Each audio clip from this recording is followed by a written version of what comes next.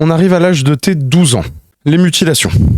Ben là, ça a commencé les autres, on va dire, tentatives de suicide où littéralement ma mère m'avait vu dans la salle de bain avec les veines littéralement dehors de mes bras. Et de ça, j'ai eu mes premières hospitalisations en psychiatrie. C'était des petits séjours Quelle période de merde, pour le coup, je vous mens pas. C'était des petits ou des gros séjours quand t'allais en psychiatrie? La première fois que j'ai fait, c'était 2 semaines. La deuxième fois, c'était 1 mois. Après, il y a une tentative de suicide que j'ai fait aussi où j'ai juste passé 48 heures. Il y avait plus de place en hospitalisation. Il fallait attendre plusieurs mois et voilà. Après, ça s'est pas fait au final. Et une à Paris, en région parisienne. Donc ça, après. Au moment de mon avortement qu'on va parler tout à l'heure. Alors à cet âge-là, nous on a un écho de cette époque-là qui a ressurgi sur Internet. C'est plus anecdotique, mais donc du coup c'est pour le resituer sur la timeline, si je peux dire ça comme ça. Internet a découvert une vidéo de ton père qui est en train de tenir par le col 2 gamins assez turbulents et tout, avec ta mère qui est au balcon et qui a l'air assez énervée. Je sais pas qui filme cette vidéo, je sais pas si c'est ton frère ou si c'est toi. Mon frère. C'est ton frère, ok. C'est mon grand frère qui filme littéralement cette vidéo. Tu peux nous décrire un tout petit peu l'anecdote, si je peux dire ça comme ça? Bah, c'est pas une anecdote parce que du coup, moi, ça cache on va dire une grande souffrance derrière. Ah merde, désolé pour le jeu de mots. Ces 2 petits, non, c'est pas grave, t'inquiète. C'est 2 gamins du coup qu'on voit sur la vidéo où mon père il est littéralement en train de leur dire ils sont où tes parents. En vrai de vrai, de loin on dirait trop il est en train de dire des trucs de ouf, mais c'était en mode arrêtez de sonner chez nous, vous faites chier, genre ils sont où vos parents, tu vois, rentrez chez vous quoi. Et donc moi, donc à cette de même période du coup. J'étais tombée amoureuse d'un garçon pour lequel malheureusement j'ai fini par me prostituer, hein, c'est littéralement le mot, parce qu'il prenait de la drogue et tout, bref. Et quand j'ai réussi, on va dire, à le quitter à force qu'il me tape à répétition pendant plus de 5 mois, je me dis le mec il est pas normal, je commence à avoir des bleus, ma mère elle repère, donc bon, ça dégage. N'était pas content et il est venu littéralement tous les jours, mais tous les jours, pour venir sonner chez moi ou sonner chez mes voisins et foutre une merde pas possible, des conflits qu'on a eu avec nos voisins et tout à cause de ça. Et mon père a pété un plomb une fois et du coup bah ça donne la vidéo du coup qui est sortie. Attends, je viens de capter un truc. Les 2 gamins qu'on voit sur la vidéo, il y en a un des 2. C'est les petits cousins de mon ex-copain parce que fallait pas que je le quitte. Okay. Il m'a présenté à sa mère une fois, alors fallait pas que je le quitte. Ok, d'accord. Bah, j'imagine que les 2 points suivants sont liés à ce petit copain. C'est lié. J'imagine que du coup, la première fois du coup que tu fais, c'est avec lui, c'est ça? Non, c'est avec un autre copain du coup quand j'avais réussi à le quitter après. Ok, d'accord. Mais j'étais en couple pendant 2 ans et demi. Bon, il m'a battu quand même, mais bon. J'ai attiré des spécimens. Non, moi vraiment, par contre, je suis un aimant à spécimens pour le coup. D'accord. Donc du coup, première fois à 12 ans. Et du coup, 12 ans marque aussi l'âge où tu t'es prostituée pour ton petit copain de l'époque pour qu'il puisse acheter de la weed. C'est pas que... Oula, c'est pas de la weed par contre, c'est... Quoi? Ce qu'on met dans le bras avec la piqûre là. Je sais pas comment ça s'appelle. Ça pour le coup, j'ai pas fait. Oui. Mais il avait quel âge? En gros, fallait que je fasse des gâteries. Bah, moi j'avais... Alors on a... Attends, il est grand hein. Il est pas majeur, il avait genre 16 ans. Et toi t'en avais 12? Et moi j'en avais 12. D'accord. Nos lycées, en fait il y avait un lycée à côté du... Je sais pas comment expliquer. Une école à côté de notre école. Et on faisait des trucs, pas comment dire, scolaires ou quoi, où on était allés dans leur école et tout. Bref, et c'est comme ça qu'on s'était rencontrés. Ouais. Quand tu me disais que tu te prostituais pour le petit copain de l'époque pour qu'il achète sa drogue, la drogue en question, c'était de l'héroïne? C'est de l'héroïne. Je devais faire des fellations à des potes à lui, mais en fait, ses potes à lui, c'était des mecs qui, genre, c'était ses dealers, en fait. Enfin, ses cousins, mais c'est ceux qui procuraient la drogue. Et pour faire tourner le business, ben, ils m'ont, moi, après, demandé de faire des fellations à d'autres personnes. Ils avaient quel âge, ces gars? Ils se sont échangé l'argent, sans que l'argent ne me revienne à moi, bien évidemment. J'étais même pas au courant que je me prostituais. Enfin, bref, pour moi, je le faisais par amour, en fait. Mais attends, mais ils avaient quel âge, ces gars-là? Alors, par contre, les grands frères en question, il est d'une fratrie de 5 frères. C'est le dernier. Non, l'avant-dernier, pardon. Les autres, ils ont genre... Il y en a un, il a 30 ans, l'autre, il avait 27 à l'époque. Celui-là qui a essayé de me violer une fois, il avait 24 et 21. Et ça les dérangeait lui, pas 16 ans, et l'autre petit frère, il était pas dans ma classe, mais le même niveau que moi, genre, il a le même âge. Et ces mecs-là demandaient des fellations de gamines de 12 ans? Ils ont d'abord essayé de me violer une fois, et ensuite, ils ont fait des choses. Comme on habitait, en fait, on était voisins, c'était vraiment un quartier. À côté, il y avait le quartier de drogue et tout le bordel, en fait, donc pour le coup, ils ont su à quelle école j'étais, et ils m'attendaient à la sortie de l'école. Ils t'attendaient à la sortie de l'école? C'est pour ça que vraiment Les 2 premières années au collège, c'était les pires années de ma vie. Ouais, L'école je vois Maurice ça. Ravel. Je me rappellerai de cette école toute ma vie et ma mère. Je suis désolée parce que si elle tombe sur cette vidéo un jour, ma mère et mon père vont apprendre et comprendre des choses qu'ils ne savaient pas. Ils vont faire des liens sur des choses où ils vont se dire mais putain il s'est passé ça, on n'était même pas au courant genre. Voilà, juste 30 secondes d'empathie pour mes parents. Voilà, on peut reprendre. Mais enfin, n'importe quelle personne qui écoute ton récit ne peut avoir que de l'empathie face à tes parents. On fait pas des enfants pour ça en fait, ou pour qu'ils vivent ça, tu vois. On fait pas des enfants pour avoir un fils dégénéré comme Pirorca, et on fait pas des enfants pour qu'ils souffrent autant que ce que tu t'es pris dans la gueule, quoi. Dernier point concernant tes 12 ans, cet âge marque également le début pour toi d'une consommation légère de, alors, je vais dire THC, mais comprenons cannabis, marijuana, weed, ou shit, je sais pas exactement ce que tu fumais. Et quelque part, j'ai envie de te dire... Franchement, dès que ça se fume, ça passe. Comment ça s'est passé? J'imagine dire, que c'est l'environnement pourrais- et ton ex, c'est ça, qui t'ont amené dans ce milieu-là? Mon ex-copain, du coup, avec qui j'étais pendant, donc pas le Théo, un autre, pendant 2 ans, et qui me battait, qui était dans l'armée de base, mais après, pour trafic de drogue, il est parti en prison. J'ai été là pendant ces 6 mois d'incarcération, et ça, ma mère le connaissait, ce mec-là. Je lui avais présenté, etc. Et lui en avait 17, moi j'en avais 13-14 à cette époque. D'accord. Et ben forcément, à force d'être avec des personnes qui littéralement fument constamment et tout, bah t'es vite tenté.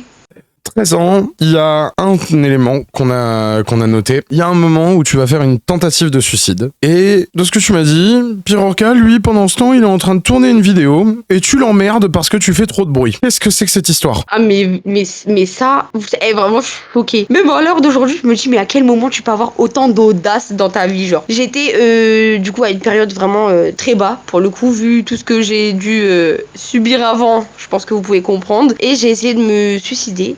Suicider de quelle manière? C'est j'essaye de prendre un gros couteau et de me l'enfoncer dans le cœur, et vous savez, de faire comme c'est les Romains qui faisaient ça dans les films vikings là. Tu fais une croix en bas, tu remontes, en fait tu t'éventres en fait littéralement. Et il y a mon frère qui débarque dans la chambre. Là, mais limite faudrait que je la refasse cette scène, c'est trop drôle. Il rentre dans la chambre et il dit tu peux mourir en silence là parce que tu fais trop de bruit, j'arrive pas à tourner une vidéo.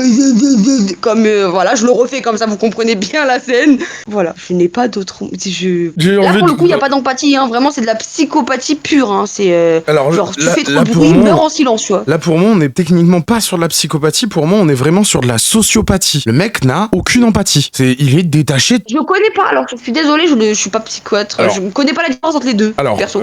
bah écoute, c'est quoi? On va demander à Google et tout. Tac. Qu'est-ce que la sociopathie? En général, les sociopathes manquent d'empathie et se comportent de manière antisociale, ayant peu ou pas de remords. L'individu atteint du trouble antisocial est souvent manipulateur. Il fait tout ce qu'il peut pour manipuler les autres, les fasciner, les déstabiliser ou les effrayer afin d'obtenir ce qu'il veut. C'est ça un sociopathe. Ah, c'est mon frère ça du coup. Bon, c'est pour ça que je trouvais le terme bien plus adéquat que... Après, il est psychopathe aussi, hein, y a pas de souci. Mais comme il y a vraiment un terme pour désigner l'absence totale d'empathie, c'est pour ça que j'ai sorti le terme sociopathe, quoi.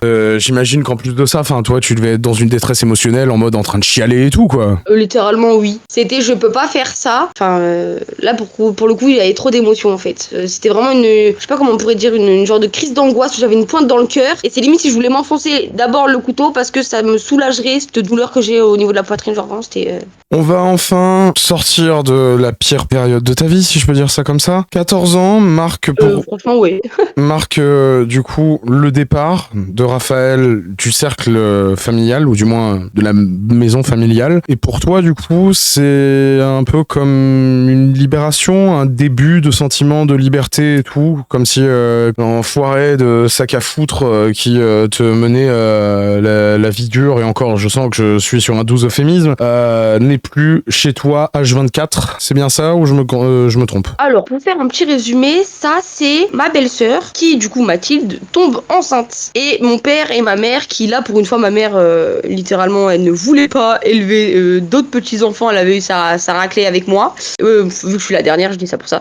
lui a dit je suis d'accord avec ton père, du coup vous déménagez de la maison parce que on a projet avec votre père et Jade de repartir en région parisienne pour se rapprocher de mon père, genre qu'on soit un trio et que mon frère vive avec sa copine, ses trucs et voilà quoi, et son enfant et Quand il est né, c'est ça? non, quand elle était enceinte. Ok, autant pour moi. Elle a, entre guillemets, enfin, j'aime pas dire comme ça, mais ils ont été virés de la maison parce que si tu sais faire des gosses, tu sais rentrer dans la société et être un homme et faire ta vie et faire tes choix. Bah, c'est pire Donc que ça. tu sors de mon toit, genre. Enfin, normalement, c'est même, tu fais pas de gosses tant que, en soi, tu n'es pas apte à pouvoir les assumer et correctement t'en occuper, quoi. C'est à mon avis ça que voulait dire la réflexion de tes parents, quoi. Mais oui, on est d'accord. Toi, ce début de liberté, tu le sens comment? Enfin, j'imagine que ça a dû te libérer d'un poids. Libéré d'un poids, mais ce que j'ai oublié de dire, c'est que à cette époque-là, avant qu'il déménage et que sa copine soit enceinte, donc on va dire 3-4 mois avant, j'ai réussi à faire craquer ma mère et mon père pour avoir un chien qui s'appelle Shadow et qui vraiment a été, entre guillemets, mon thérapeute durant toutes ces épreuves et qui fait que vu que je l'ai pris au refuge, donc il était, c'était 5 années corso, donc 60 kilos de muscles, c'était un ancien chien de combat en plus, que j'ai récupéré à la SPA. Ce chien-là n'aimait pas mon frère, il grognait constamment sur lui, donc forcément il ne me touchait plus. Donc c'est vraiment un début de liberté totale déjà à ce moment-là. Et en plus, quand dans les semaines qui ont suivi, il a déménagé totalement, c'était encore mieux parce que la chambre de mon frère, on avait repeint les murs et c'était la chambre de mon chien du coup. Ouais, C'était drôle à raconter, je suis désolée. Non, mais Je suis grave méchante. Bah Mais non, c'est- mais je- n'importe qui pourrait comprendre en soi le côté salvateur et le fait que c'est en soi c'est con à dire, mais du coup t'étais plus seul et il y avait une présence avec toi pour juste pour être là, quoi, en soi, si tu veux. Franchement, c'est plus que aider parce que en vrai de vrai, je pense qu'il avait exactement les mêmes capacités qu'un chien d'assistance. Parce qu'il m'a sauvé de nombreuses tentatives de suicide au point de fermer la vitre. Littéralement, il est monté sur le lit, il a fermé la fenêtre et la vitre s'est fermée au moment où j'ai avorté et que j'ai essayé de me jeter de mon immeuble. Faut savoir que mon chien m'a littéralement sauvé la vie. Voilà, je tiens juste à le préciser. Voilà. Mais c'est plus un chien, Entre c'est mon un frère ange qui gardien. débarque dans la chambre et qui me dit, oh oui, mais littéralement un ange. C'est mon ange. Pour le coup, c'est vraiment ma plus grande thérapie, c'est ma plus grande force. Un chien me sauve et mon frère me dit de faire moins de bruit quand je meurs. Voilà, trouvez l'erreur. T'es 15 ans, du coup, Marc, du coup, comme tu l'as vite fait évoquer, ton premier avortement qui va découler sur une tentative de te jeter du haut d'un immeuble. Et du coup, à cet âge-là, donc faut savoir que du coup, à ce déménagement en région parisienne, je suis tombée amoureuse. Pour le coup, c'est littéralement le terme. Une petite amourette entre guillemets. Pour le coup, c'était, j'aime pas dire ce mot, mais vraiment un plan fesse. Et je suis malheureusement tombée enceinte alors que j'étais sous pilule et sous capote. Voilà, je sais pas comment vous dire que la contraception, pour le coup, elle a vraiment, je les enchaîne. Les problèmes dans la vie, je les enchaîne. Donc voilà, comment vous dire que quand on avorte à contre-cœur et qu'on vit une opération, enfin, je sais pas comment vous dire. Je me suis réveillée, j'étais vraiment plus la même pour le coup. Et j'ai passé une période bien. J'étais au maximum de mes tentatives de suicide à cette époque-là. Heureusement que ce chien était là. Un avortement, ça marque. Hein. Généralement, on n'en sort pas indemne et on se mange un bon petit traumatisme qui nous poursuit pendant des années, quoi. Ouais, surtout parce que ma mère, de base, je voulais le garder parce que je suis pas pour l'avortement. Et ma mère m'a littéralement menacé de me foutre dehors. Et moi, éduquer mon enfant dans les foyers et tout, t'as vu, c'est pas trop mon choix de vie. Donc j'ai dit non, mais maman, elle a raison là. À contre-cœur, malheureusement. Je connais pas ta mère, mais je pense que alors c'est maladroit ce qu'elle t'a dit, hein, bien évidemment, mais je pense que elle voulait te protéger en toi. Je pense. Ah, elle avait raison. Mais dites-vous bien que je lui en voulais à l'époque, mais qu'à l'heure d'aujourd'hui, là, que je suis maman de 3 garçons, merveilleux garçons, et mariée, je peux vous assurer qu'à cet âge-là, mais j'étais pas prête du tout. 16 ans.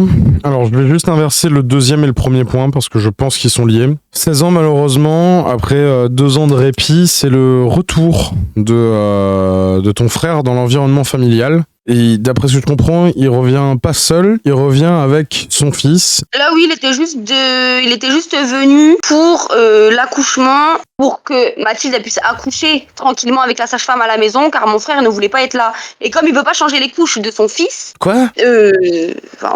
Oui, littéralement, il est venu pour que je m'en occupe parce que moi j'étais en vacances, vu que j'étais déscolarisée à cette époque-là, donc littéralement je m'en suis occupée pendant 1 semaine avec ma mère. D'accord. C'est je me permets C'est juste. 1 semaine qui s'est passée là, par ce que je vais raconter là.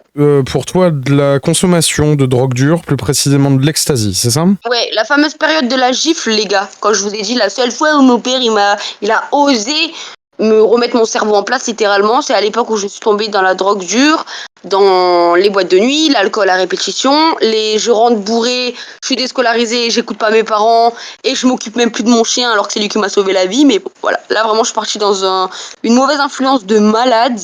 Malheureusement la drogue est suivie. D'accord.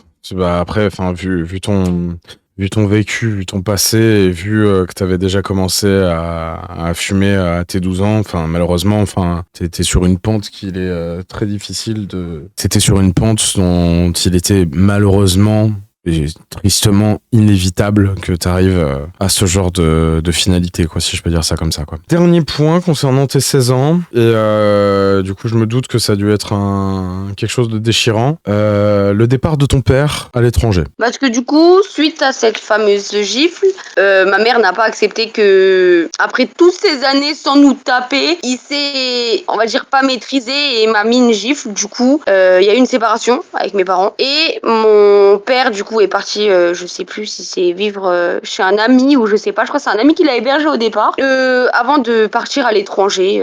Ce qui m'attriste et me débecte en fait dans là la situation qu'on est en train d'aborder, en soi le départ de ton père, c'est que c'est intrinsèquement lié et même la responsabilité totale incombe aux actes et aux agissements de ton frère, quoi. Donc savoir que tes parents se sont totalement splittés, il faut pas lever la main sur ses enfants et tout. Enfin moi je suis un gamin battu, donc du coup enfin je pense pas que l'éducation doit passer par des gifles ou quoi que ce soit, mais on va dire que c'est la seule violence physique que ton père aura jamais eu sur toi. Je dis pas qu'en soi c'est une carte en mode oh chat perché, ça compte pas, mais disons que s'il y avait pas eu tous les abus de ton frère, t'aurais pas pris ces décisions, t'aurais peut-être été encore scolarisé, tu ne serais pas potentiellement tombé dans tous ces univers de drogue et n'en découlerait pas ce malheureux et regrettable seul acte de violence physique de la part de ton père sur ta personne. Et donc du coup je peux pas m'empêcher de penser que si ton frère il avait pas fait toutes ces dingueries, en fait le couple parental de votre famille n'aurait pas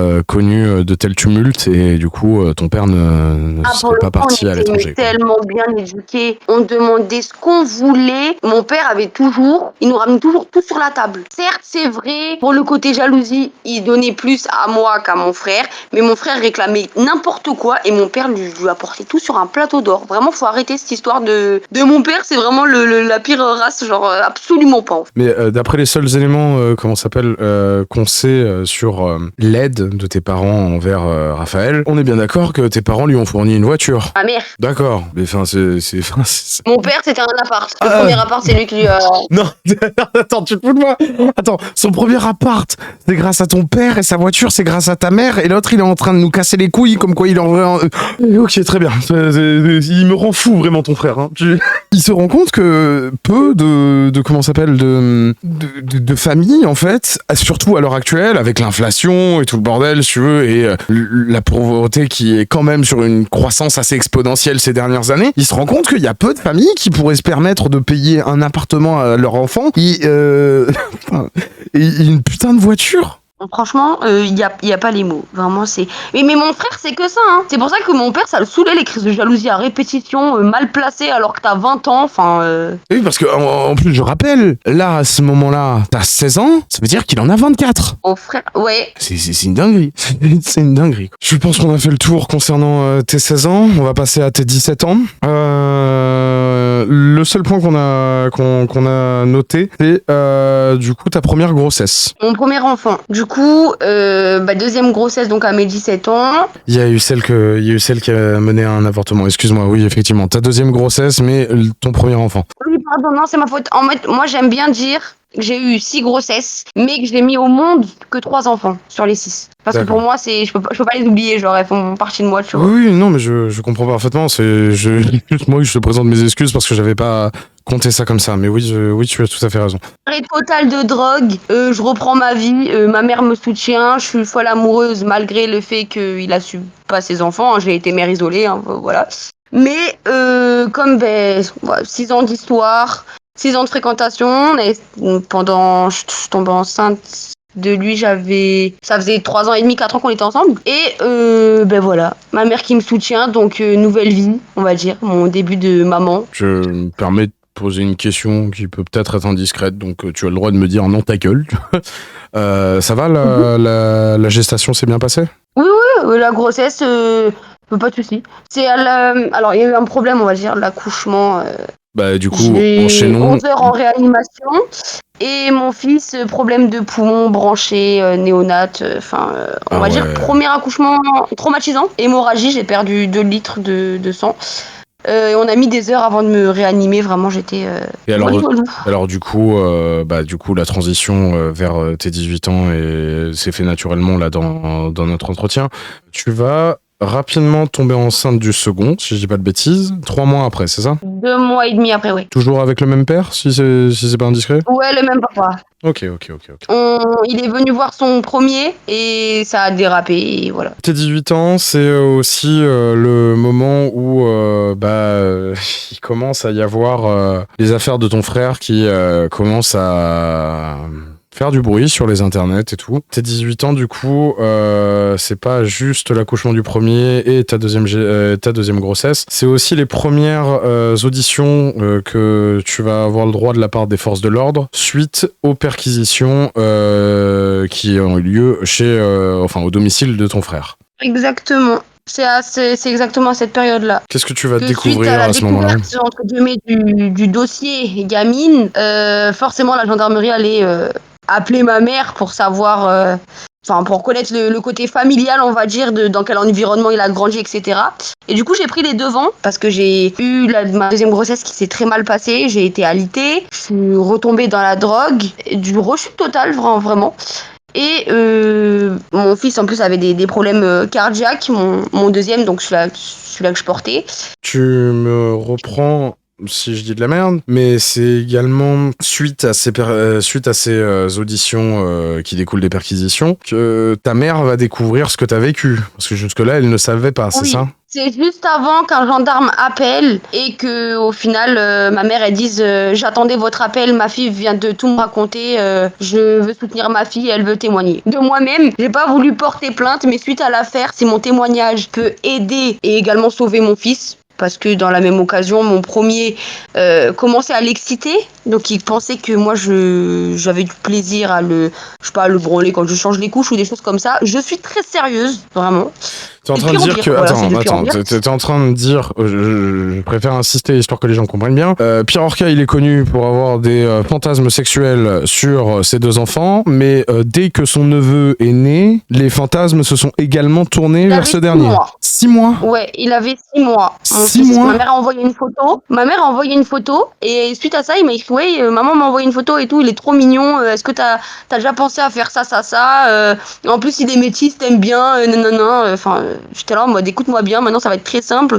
T'as fait ce que tu m'as fait à moi, c'est une chose. Tu touches à mes enfants, t'es mort. Et j'ai dit, t'es mort, je sors du silence. Donc j'en parle à ma mère. Ta mère, elle a vécu cette révélation comment? Super simple. Elle est partie voir mon frère le lendemain de ma révélation. Donc c'était le 11 mars. Ma mère a retenu la date pour vous dire, où je lui ai annoncé ça. Le lendemain, elle a pris un train et c'est la fameuse fois où elle est partie récupérer la voiture, tout simplement. Affronter mon frère pour ce qu'il m'a fait et reprendre la voiture. Le fameux drama de j'ai plus ma voiture, ma mère a repris ma voiture. C'est à ce moment-là. T'es en train de me dire que ta mère, elle a été tellement tunt par l'information qu'elle s'est tapé 450 km le lendemain? Je te promets qu'à 8h, elle est partie à 7h30 de la maison. 7h50 arrivée à la gare, 8h départ. C'est une dinguerie. Mais en même temps, je comprends parfaitement. Elle est arrivée à 10h, elle est revenue à midi, elle me dit je suis sur le retour, j'arrive ma chérie, t'es pas toute seule. Je suis une personne... Et mon frère, bien évidemment, qui essaye de m'appeler pour s'excuser avec le téléphone à ma mère, avec le téléphone à Mathilde. J'ai pas voulu entendre ses excuses. Voilà. Il a voulu s'excuser. Il n'y a pas d'excuse parce que tu n'es... Non mais moi j'ai un truc, c'est en fait, c'est comme la tromperie. Tu ne peux pas dire à ta femme je suis désolée alors que t'étais pas désolée avant que ça se sache. Tu vois ce que je veux dire? Je sais pas si tu me comprends. Oui, c'est un peu comme dire oh non mais en fait je regrette mais je suis quand même resté 45 minutes dans elle quand même. Et pendant ces 45 minutes je regrettais pas trop. Là dans ton cas c'est ah non je regrette mais tu sais je t'ai quand même bien abusé et tout de tes 5 jusqu'à tes 14 ans.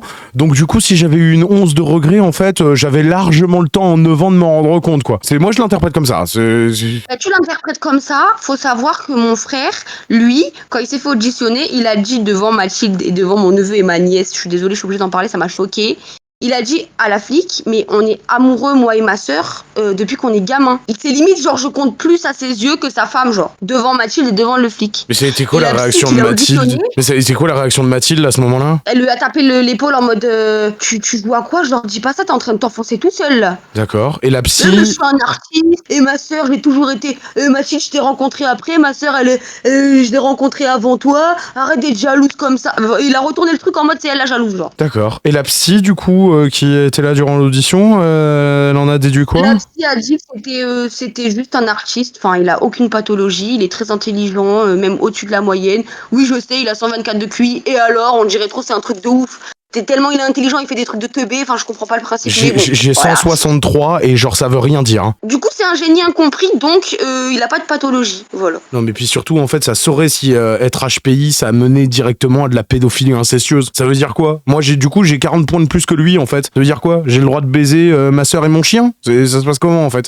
Les conséquences de tout ça, du coup dans ton cercle social, c'est quoi à ce moment-là? J'ai pas vraiment eu on va dire, d'amis ou de trucs comme ça. J'ai un peu toujours grandi isolée, hein, pour le coup. Donc cercle social, c'est pas trop le bon mot, mais... Cercle familial, si c'est plus adapté, du coup. Vraiment pas que j'ai hésité à en parler parce que mes enfants, je ne les mettrai pas sur les réseaux pour l'instant, ni mon mari. Et je veux pas, on va dire, trop donner de détails sur mes enfants ou quoi. Non mais tu fais bien, tu fais bien. J'ai hésité à t'en parler au premier abord, tu vois. Et là, je me suis dit, bon, dans la foulée, je mets cette information dans le sens où vraiment, pour le coup, c'est de la pédophilie là, hein, je suis désolée, mais ça veut dire que t'as 24, 25, je sais plus quel âge. 8 ans, t'avais 18, il avait 26. Tu me parles pas d'âge à moi, ça marche pas là, pour le coup, tu vois. 19 ans, l'accouchement de ton deuxième du coup? Ouais, du coup, moi j'ai été donc gravement alitée. Après on a récupéré la voiture, du coup trop bien, parce qu'il faut savoir que j'étais enceinte de mon deuxième et avec mon premier, on galérait avec les transports pendant que mon frère avait une voiture au long de ma mère, du coup. Voilà, donc accouchement du deuxième. Et suite à ça, forcément, mon père l'a découvert.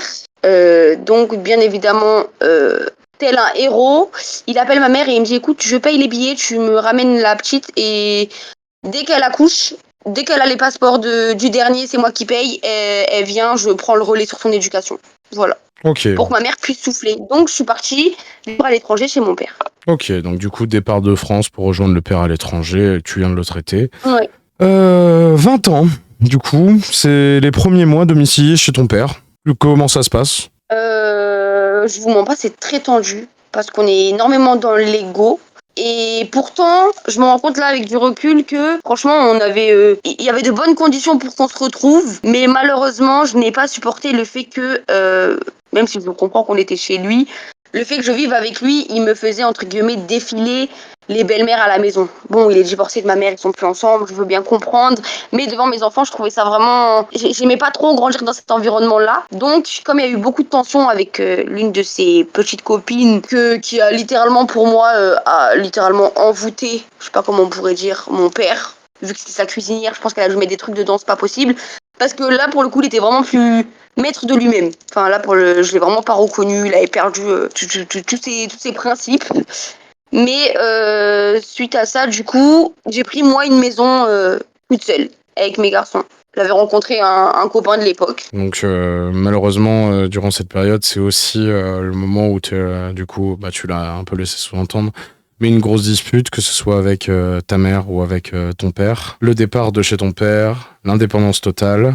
Et c'est aussi le moment où tu vas te faire convoquer par les forces de l'ordre, parce que entre-temps, il y a un certain héros du YouTube Game qui en soi n'opère plus dans ce qu'il faisait avant, mais qui a laissé une trace indélébile sur l'affaire qui te concerne. Il y a le GOAT Maxella qui sortira son diptyque de vidéos sur Pierre Orca, faisant éclater au grand public ces dérives sectaires, ces dérives concernant les gosses, c'est tout le bordel. Donc du coup, là, on est est sur la première convocation de la police suite aux vidéos de Maxella. Franchement, je vais juste confirmer ce que tu as dit et je vais pas m'étaler plus parce que je n'ai pas envie de... Bien sûr. C'est préférable, soyons honnêtes. Hein. Le but de... Ouais, franchement, ouais. Je pense sur ça, j'ai pas du tout envie de me griller ou quoi. Oui. Mais au moins, la timeline est complète. Et enfin, du coup, dernière année, t'es 21 ans. Je précise qu'à l'heure actuelle, tu as 22 ans. Tu confirmes ? Oui. Tu les as eus il y a très peu de temps, le mois dernier, en début de mois, si je dis pas de bêtises. Donc du coup, vous nous excuserez. En fin du mois. Oh non, tu m'as vexé. Ah non, là. sérieux, c'est fin du mois, je suis désolé. Fin du mois. Mais je suis désolé, je suis désolé. J'ai déjà mis des années à retenir ma date d'anniversaire, donc du coup, m'en veux pas. mais donc du coup, t'es 21 ans, du coup, le mariage avec ton compagnon actuel, enfin ton mari en fait, je sais pas pourquoi je dis compagnon. Mon mari, oui. Ça va, c'est bien passé? Franchement, alors là, coup de foudre.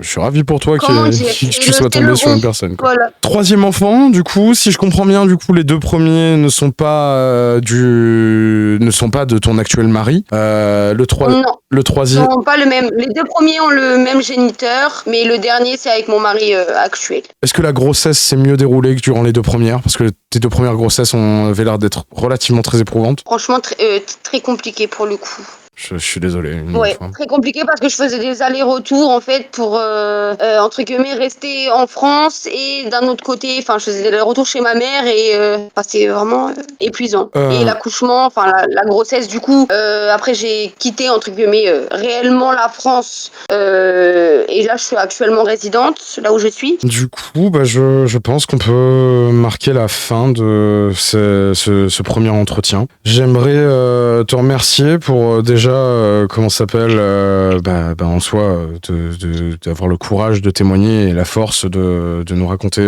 tout cela. Je pense que ton témoignage est primordial en termes de libération de parole. Alors pour toi, c'est à toi de me le dire, mais un truc qui est sûr, c'est que ce genre de témoignage généralement aide beaucoup des personnes qui sont dans le même cas que toi et qui se disent je dois être la seule personne à vivre ça. Donc du coup, j'ose pas en parler et tout. Et mine de rien, je sais que porter un témoignage aide indirectement à libérer d'autres paroles. Donc du coup, au nom de toutes les personnes qui vont, trouver et puiser la force en eux de pouvoir juste parler de ce qu'elles ont vécu et tout, je voudrais te remercier. Et du coup, je suis admiratif du courage que t'as pour de nous raconter tout ce que t'as vécu, parce que franchement, je vais être honnête avec toi, hein, c'est à l'heure actuelle le témoignage le plus violent que j'ai jamais enregistré sur cette chaîne. Donc du coup, voilà, j'espère pour toi que c'était pas une épreuve trop difficile et qu'en soi, tu n'es pas dans un état de comment ça s'appelle, j'ai pas le mot, mais à mon avis tu m'as compris, et j'espère que ça t'aura fait un minimum du bien de nous raconter tout cela. Non, franchement, moi comme j'ai dit, j'ai vraiment guéri pour le coup. Je suis vraiment tombée, on va dire, j'ai été bien entourée, surtout depuis mes 21 ans. Et mon mari m'a littéralement aidé à guérir, hein, pour le coup. Il m'a rendu ma dignité. Il y a même pas les mots en fait. Vraiment, il est arrivé dans ma vie, c'est je te remets ta couronne, je te rends ta dignité et on fait notre vie ensemble. Voilà. Donc vraiment, j'ai plus aucun souci, on va dire, à assumer cette partie de ma vie, de mon histoire. Je tiens aussi à te remercier parce que du coup, comme je t'ai dit en off, t'es vraiment mon porte-parole. Pour le coup, je te vois vraiment comme ça. C'est gentil. C'est vraiment beaucoup de soutien pour moi. Et du coup, t'as mes remerciements aussi. Écoute, merci Dame Jadou. Et puis voilà. Est-ce que tu aurais un message pour conclure ce témoignage à faire passer aux personnes qui nous écoutent par rapport à tout ce qu'on vient de dire? Un message. Je rejoins ce que tu as dit. Vraiment, vous n'êtes pas seul du tout. Il y a tellement, depuis que je suis venue sur le serveur Vorkan, mais tellement de personnes qui vivent des horreurs. Vous n'êtes pas seul, vraiment. Et si vous avez besoin de quoi que ce soit, venez en privé me parler ou quoi que ce soit. Moi, je suis une écoute sans jugement, vraiment. Et voilà, c'est tout. Essayez de guérir de vos traumatismes. On a tous des vécus durs les uns des autres. moi, on va dire, c'est vraiment un carnage pour le coup. Mais on se relève toujours. Et il faut s'aimer soi-même. Beaucoup d'amour envers soi, beaucoup de compassion. Et voilà, faut avancer dans la vie.